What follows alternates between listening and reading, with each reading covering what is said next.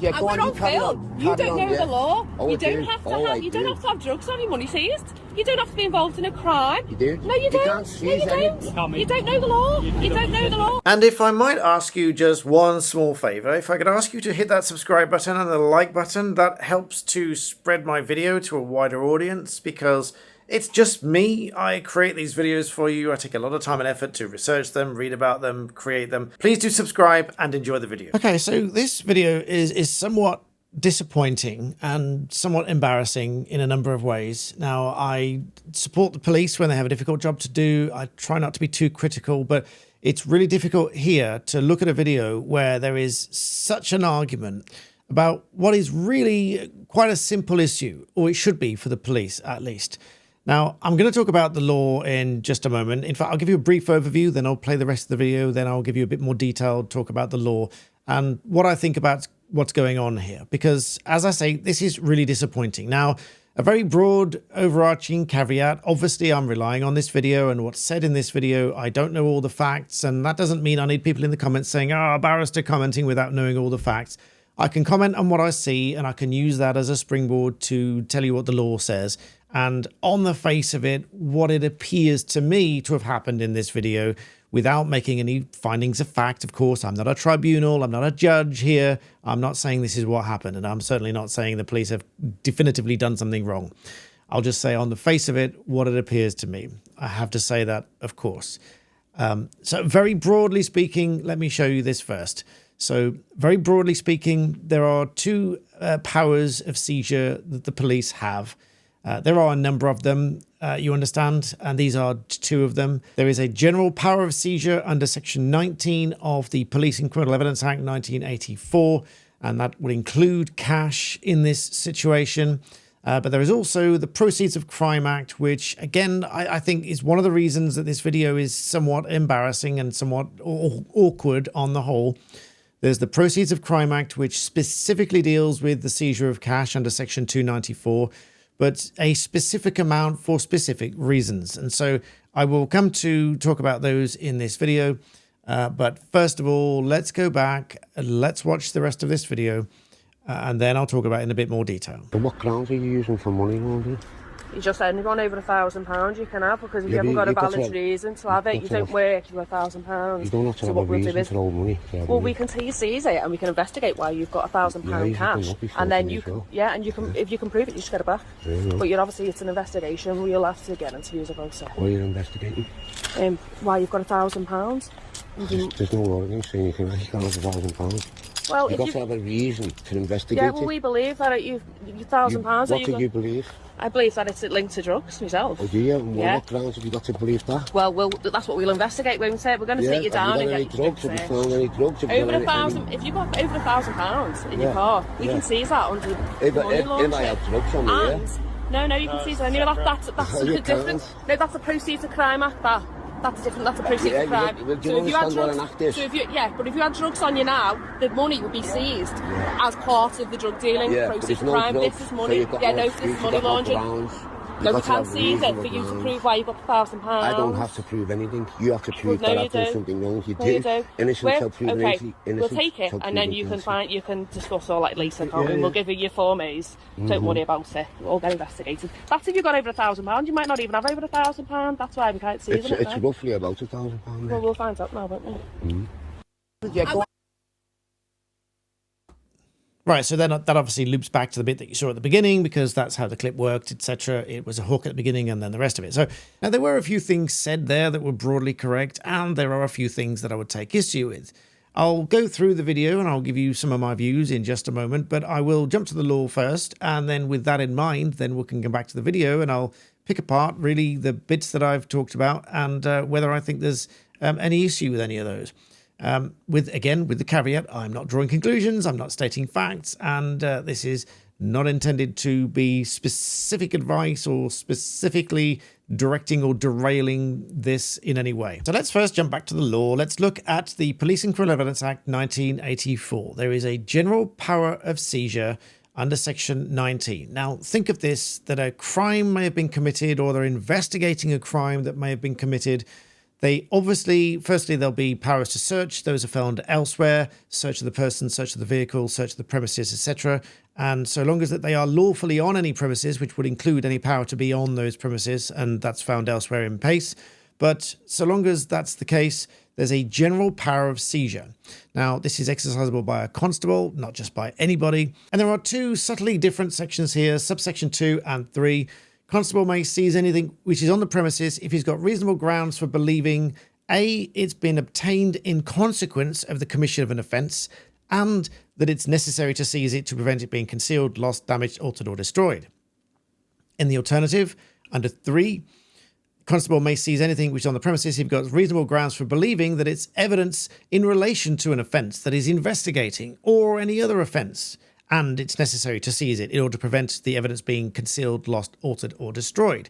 So these broadly cover whatever reason that they might have the cash on them or any item on them, any property with them, that they've got reasonable grounds to believe that it's either obtained in the consequence in the commission of an offence or in relation to an offence that the officer is investigating, or any other offence. So this is a general power of seizure. But what I think has been confused somewhat in the video, now I'm not saying here that the officers don't understand it, but what it appears to me is that during the conversation, it appears a little bit obscure as to whether they fully understand it or not. Subtle difference, you understand, I'm a lawyer. But looking at the Proceeds of Crime Act here, 2002, Section 294 is really the bit that they are referring to when they're talking about the proceeds of crime and the money laundering bit that you heard in the video. This would be that section that they're referring to. Whether they know it intimately or not, I don't know, like I say, but this would be the relevant section. This specifically refers to the seizure of cash. This minimum amount section that you see down here, that is where the £1,000 come from, because it's the Secretary of State that sets that amount, and it's a minimum amount of £1,000. So £1,000 or more can be seized under this section, which again is subtly different. Now, under this section, now this usually comes about through, going through customs or whatever, because people carry large amounts of money through customs, etc. That's why you have to declare that you've got £1,000 or more, and then you explain what your reasons are and all that sort of stuff. If you don't declare it, there might be reasons to question you about it, and then you need to be honest about why you've got it. And in fact, there was a definitive case that settled this, where in fact, in that case, they consistently lied about why they had the money. But ultimately, it was decided that they must have a reason to have seized it in the first place. And then afterwards, retention and forfeiture, etc. Those are all separate tests. They must show that it's linked to a crime or money laundering or whatever. But the initial seizure is governed here. So either an officer of Revenue and Customs, or an officer of the Serious Fraud Office, or an accredited financial investigator. But here we're dealing with a constable. So a constable may seize any cash if he's reasonable grounds for suspecting that it's recoverable property or intended by any person for use in unlawful conduct. And again, the important bit here, it must not be less than the minimum amount. So it's got to be at least £1,000. Then they can seize it if, and only if, they have reasonable grounds for suspecting that it's recoverable property or it's intended by any person for use in unlawful conduct. And there's where we have to jump around a little bit to get the money laundering bit, because Section 304 of the Proceeds of Crime Act specifies that property obtained through unlawful conduct is recoverable property. And unlawful conduct is defined under Section 241, whereby conduct occurring in any part of the UK is unlawful conduct if it is unlawful according to criminal law of that part. So any unlawful conduct under criminal law is unlawful conduct, and any property obtained through unlawful conduct is recoverable property, and recoverable property is something that can be seized under the Proceeds of Crime, specifically relating to seizure of cash. So that's where the money laundering bit comes from. So if there's any kind of crime and the money has been obtained through that unlawful conduct as defined, which includes money laundering, of course, then that becomes recoverable property and that can be seized. So in other words, as long as it's £1,000 or more and it's been obtained by unlawful conduct, it becomes recoverable property and thus can be seized as cash under Section 294 of the Proceeds of Crime. Or in the alternative, it's intended by any person for use in unlawful conduct, which is pretty much amounts to the same thing. So either the cash itself is recoverable property, or the cash is intended by any person for use in unlawful conduct. Hopefully that makes sense. So let's go back to the video now and you'll see why I say this video is a little bit confusing and a little bit disappointing and perhaps a little bit embarrassing. I don't do this video to embarrass anybody, just to hopefully educate people with respect so that we all have a better understanding of what's going on here. Now, there are also another couple of caveats in that there may be something else going on here and there may be good reason that the police just haven't said. They may not have said it because they are on camera. They may not have said it because they haven't thought to say it. But there may be other things going on just in case anything else happens here moving forward. Therefore, this video cannot taint anything because there are all sorts of possibilities here. So let's watch the video again and make some general commentary about the general things that have been said. Generalized, you understand? Let's have a listen. So what grounds are you using for money laundering? You just anyone over £1,000 you can have, because if you haven't got a valid reason to have it, you don't work, you've got £1,000. So straight away, he's asked, what grounds are you using for the money laundering? Presumably, it's the reference to the Proceeds of Crime Act, although he may not know that. She's responded to say, just anything over £1,000, because if you're not working, you don't have a reason to have it, we can have it. So it sounds like she thinks that just because he doesn't work and may not have a reason to have it, they can seize anything over £1,000, which of course is not true, unless they have a reason behind it. I'm not saying they do or they don't, but they have to have a reason behind it in order to seize the cash. Let's carry on. So what we'll do is, well, we can seize it and we can investigate why you've got £1,000 cash, and then you can, if you can prove it, you just get it back. Yeah. And that's fair enough. She said, we can seize it and we can investigate it. And then if you can prove it, etc., then you can have it back. Again, all of that's fine, because as I said, there are separate rules for retention and then separate rules for forfeiture, meaning you lose it permanently. So those things are separate that happen afterwards to the seizure of the cash in the first place. But obviously it's an investigation. We'll have to get into use of process. Well, you're investigating. And so there she says it's an investigation, which is, again, perfectly fine. What she said is in line with the legislation. It could be something that they are investigating. So if they are investigating a crime, and that's for them to prove, and as I say, I'm not making any comments on this video specifically, but if they are investigating a crime generally, then that's something they're allowed to do. Why you've got £1,000? There's no law against saying you can have £1,000. Well, you've got to have a reason to investigate well, we believe that £1,000. What do you believe? I believe that it's linked to drugs myself. So they're quite a clear statement for the officer that she believes that it's linked to drugs, and it may or may not be. Again, not making any comment or conclusions here because I can't, because I don't know the full facts here. But it appears that that's something that they're investigating, and if that is something they're investigating, then they've got the reasonable grounds to believe and so on. What it can't be is just because it's £1,000 and just because he's not working and those kind of things. But again, a little bit mixed up through the video, but let's carry on. Yeah, well, what grounds have you got to believe that? Well, that's what we'll investigate, won't we? We're going to sit you down and get drugs. Have you found any drugs? Over £1,000. If you've got over £1,000 in your car, we can seize that under money laundering. If I had drugs on me, No, you can seize any of that. That's the difference. No, that's the Proceeds of Crime Act. That's different. That's the Proceeds of Crime. So if you had drugs. And so this really is where it starts to get confusing, and they throw the terms around. She's correct to say that it doesn't have to have the drugs on him to be able to seize the cash. That much is right. Again, they can seize cash if they have reasonable grounds to suspect that it's recoverable property, which, remember, recoverable property is something that's been obtained under unlawful conduct, which is anything that is unlawful under criminal law. So if they've got reasonable grounds to suspect that it's property obtained through unlawful conduct, which is anything that's criminal, then they can seize it under Section 294. So if you had drugs on you now, the money would be seized as part of the drug dealing process of crime. This is money. So this is money laundering. No, we can seize it for you to prove why you've got £1,000. I don't have to. So here she's conflating again, a bit confusing, and I don't think it helps her case somewhat. She says that if you had drugs on you, it'd be seized as relation to that, but this is money laundering, and therefore it's proceeds of crime, and so it's all a little bit confusing, all of which they might have to explain later. If there is a complaint made about this, they would have to explain everything, and this video would form part of the complaint if there were a complaint. And the fact that it's confusing doesn't really help matters, because they might have genuine reasons for it, but it may also just be an overreach and seizing it just because he's got £1,000. Prove anything. You have to prove that I've done something wrong. You do. Innocent shall prove innocent. We'll take it, and then you can discuss. And so that's where the chap is a little bit mixed up here as well. He says that they have to prove something to be able to take the money, and they don't. They just need the reasonable grounds to suspect.